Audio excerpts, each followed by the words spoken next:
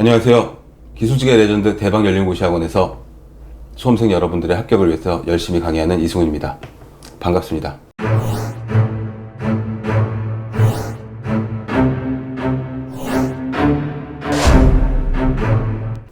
오늘은 공무원 시험에서 공중보건학을 가장 잘 볼 수 있는 최신 기법에 대해서 설명을 드리려고 합니다.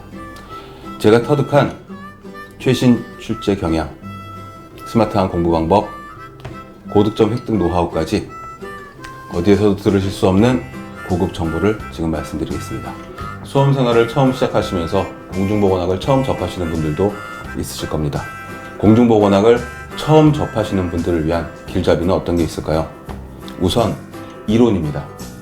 이론은 공중보건학의 범위가 얼마나 넓은지 말도 못합니다. 그 넓은 범위에 어느 정도의 깊이로 공부를 해야 될지, 어느 정도의 깊이로 공부를 해야 수험생활이 잘 마무리가 될지 혼란스러울 수 있습니다. 기본적으로 공중보건학은 이과적인 이론을 조금 가미해서 암기가 다입니다. 그렇다고 근데 무턱대고 암기만 하는 것은 피로가 쉽게 오고 진도가 빨리빨리 안 빠집니다. 그런데 공부를 어느 정도 하시다 보면 약간의 이론적인 상식을 첨부하면 유추해서 답이 나오는 문제들이 꽤 있습니다. 그런 요령을 하나하나씩 터득해 가시면 공부에 재미가 붙고 점점 수월해지고 암기할 것이 줄어들어서 굉장히 기분 좋은 공부가 될 수가 있습니다. 그러기 위해서는 교재를 잘 선택하셔야 됩니다. 교재는 우선 가장 최신의 교재를 선택하시는 것을 권하겠습니다. 공중보건학 과목은 계속 살아서 움직이는 과목입니다. 법령이 바뀌고요. 이거 굉장히 중요합니다. 시사적인 이슈들이 자꾸 튀어나오기 때문에 출제자들은 그 부분에 초점을 맞추어서 출제를 할 수가 있습니다. 그러니 가장 최신의 교재, 가장 설명이 잘 되어 있는 교재들을 선택해서 그 이론들을 숙지하시는 것이 가장 좋습니다. 마무리하자면 첫 번째로는 기본적으로는 암기입니다. 그러나 무턱대고 하는 단순 암기보다는 이론을 접목시켜서 이해하고 외우는 그런 암기가 중요하다는 것. 두 번째로는 교재의 선택이 굉장히 중요하다는 것. 그리고 하나 더 첨부하자면 기출문제입니다. 너무 오래된 기출문제들은 좀 놔두시고 최근의 기출문제들을 보면서 출제 경향과 난이도에 대한 감을 잡으시면 공부하시는 중간중간에 크게 도움이 되리라 믿습니다. 우선 첫 번째로 공중보건학의 최근 출제 경향은요, 좀 특이합니다. 늘 나오던 상투적인 문제들도 있지만 수험생의 허를 찌르는 문제들이 간혹 있습니다. 예를 들면 먹는 물 수질 기준의 세세한 수치라든가 살균 소독 같은 반응에서 간단한 화학 반응으로 만들어지는 물질들이라든가 또는 급변하는 환경 변화와 이에 따른 시사적인 문제들도 있습니다.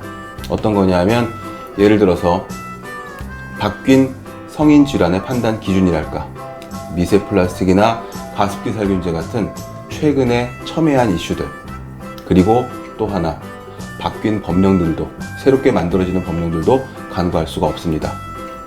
빛공해 방지법 같은 것들이 가장 좋은 예입니다.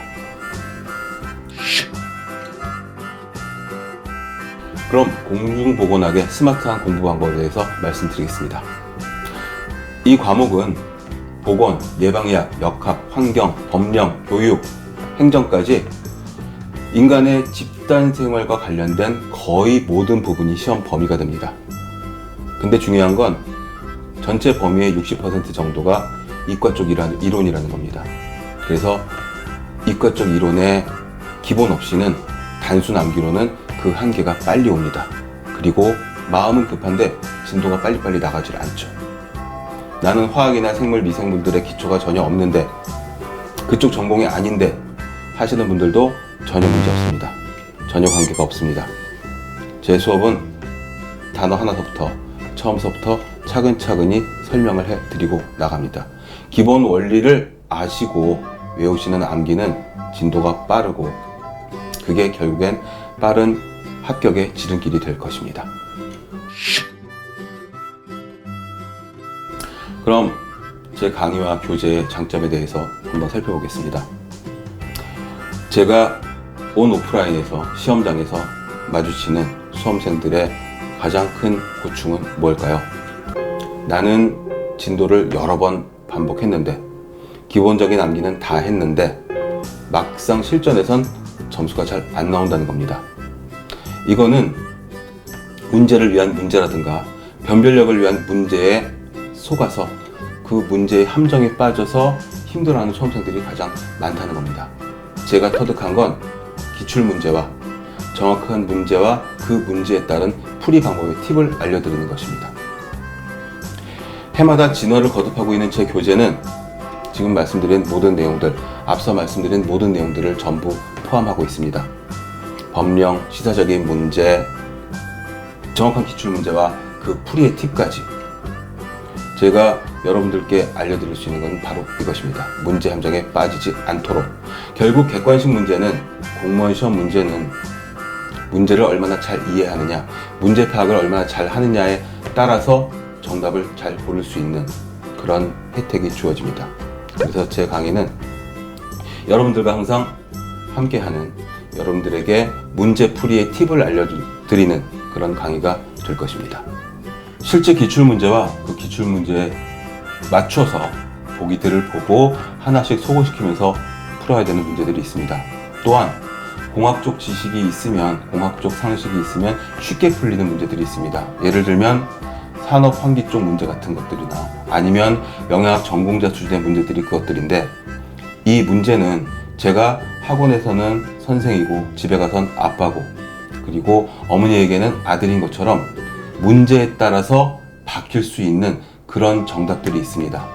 예를 들어서 패스트를 전파하는 매개체는 무엇인가 하는 문제에 있어서 보기에 들쥐가 있다면 들쥐가 정답이 되는데, 들쥐와 벼룩이 있다면 벼룩이 답이 됩니다.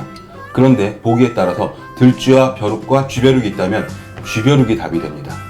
이처럼 문제에 따라서 주어진 보기의 중요도, 걔네들의 우선순위를 찾아서 정답을 골라야 하는 부분들이 있습니다.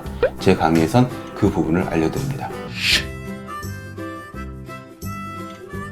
그렇다면 합격을 위한 선택에 대해서 말씀드리겠습니다. 학문을 위한 공부 자세는 나중에 생각합니다. 우리는 합격이 최선이니까요. 합격을 위해서는 적절한 교재와 좋은 강의의 선택이 중요합니다. 앞서 말씀드린 제 교재와 강의는 이런 것들을 모두 포함하고 있습니다. 그리고 마지막으로 자랑하고 싶은 제 장점 중에 하나는 수험생 여러분들과의 원활한 소통입니다. 저는 인터넷 카페를 통해서 수험생 여러분들과 소통을 원활히 하고 있습니다. 잘 안 풀리는 문제라든가 어려운 고민이랄까, 자랑의 합격 수기까지 시시각각으로 피드백을 하고 있습니다. 수험생 여러분들이 어떤 부분을 가장 어려워하는지를 알고 있습니다. 당연히 가려운 데를 시원히 긁어주는 그런 강의가 되겠죠. 그래서 저는 공중보건 한 과목만을 연구하고 분석해서 합격하시는 그날까지 여러분들과 함께 합니다.